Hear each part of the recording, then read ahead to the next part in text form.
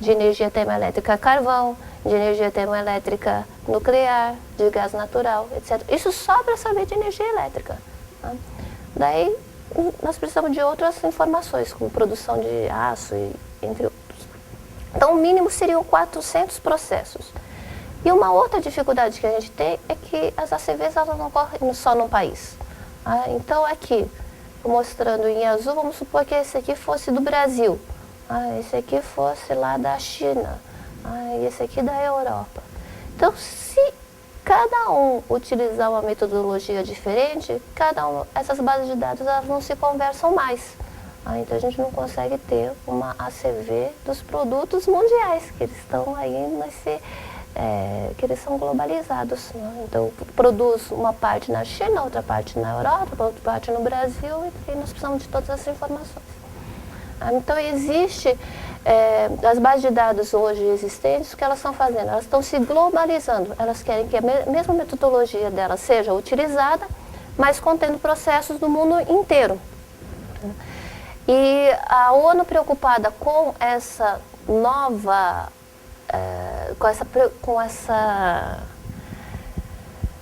com esse interesse por estudos de ciclo de vida, então, o que ela disse? Bom, essas bases de dados que já estão aí disponíveis, a gente já sabe que elas têm qualidade, né? Elas estão relacionadas com a ISO 14040, entretanto vão aparecer novas bases de dados.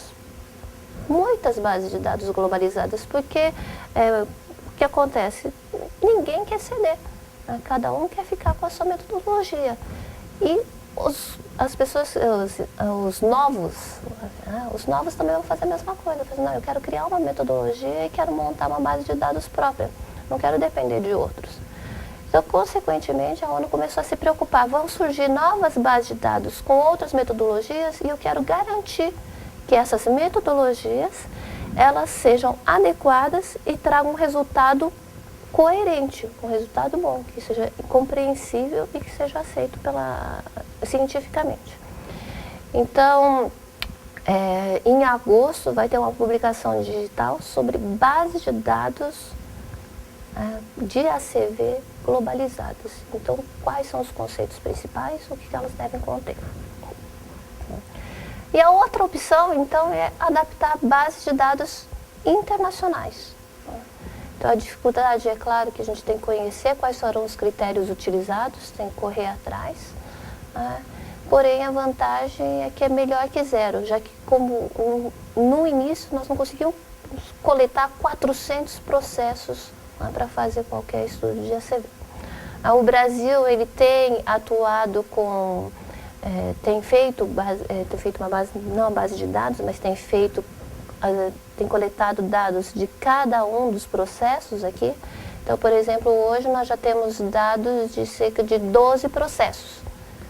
Então, de diesel, de alguns produtos da refinaria, como o diesel, de transporte rodoviário de carga e de energia hidroelétrica. Então, já se iniciou isso. Por outro lado, ainda é muito lento, muito poucas as informações que nós estamos tendo disponíveis para fazer a ACV. Então, uma vez coletados esses dados, o que nós fazemos? Naquela próxima fase da ACV, avaliação de impacto do ciclo de vida, que consiste em transformar essas informações de entradas e saídas em categorias de impacto. Então, por exemplo, dizer o que o CO2 afeta nas mudanças climáticas, o que o metano influencia nas mudanças climáticas, o que o óxido nitroso influencia nas mudanças climáticas. Então, nós vamos pegando cada uma das substâncias, identificando quais categorias de impacto que elas são responsáveis e enquanto cada um desses elementos causam nesses impactos. Então, com isso, a gente consegue avaliar um produto ambientalmente. Por outro lado, quando nós falamos em sustentabilidade, o ambiental não é o único fator, não é a única questão que deve ser levada em consideração, mas também o econômico e o social. Se nós estivéssemos realmente só interessados na questão ambiental, então nós pararíamos talvez todos os processos no mundo, porque todo processo impacta o meio ambiente.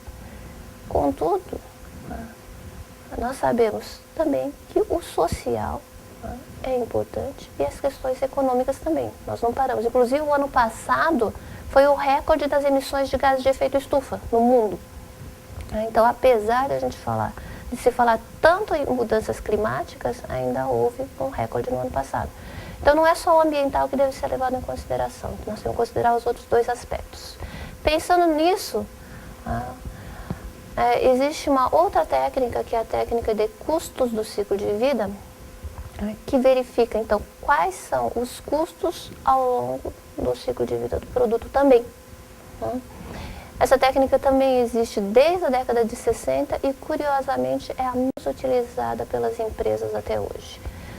Provavelmente porque as empresas elas já têm a sua forma de avaliar os custos dentro da empresa, então ela tem tido pouco interesse ainda.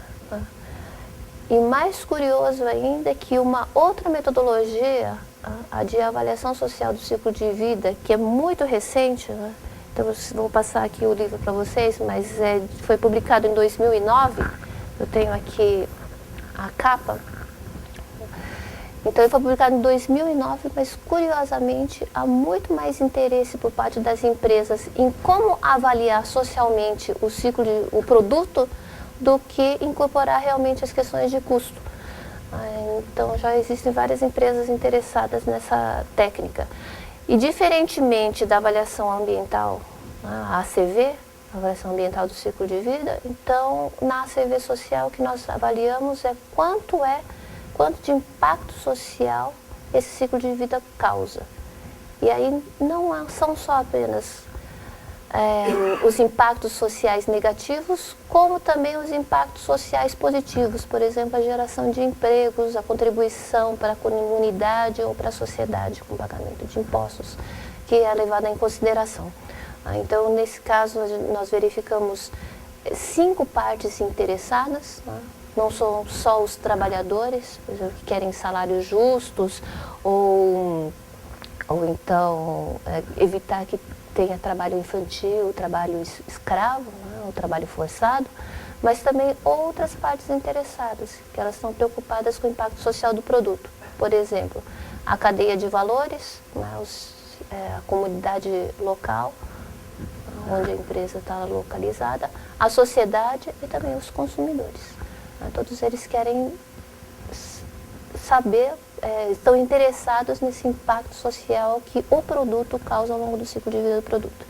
Já existe um rótulo para isso, mais especificamente para a relação com os trabalhadores. Então, que produto que não está causando trabalho infantil, que produto que não tem trabalho escravo. Então, recebe lá um rótulo social, por assim dizer. Mas quando nós falamos de sustentabilidade, nós temos que considerar os 3 aspectos. O ambiental, eu falei ambiental, social e econômico, mas de forma separada. Então aqui nós estamos fazendo justamente a união, o movimento direcionando essa avaliação da sustentabilidade.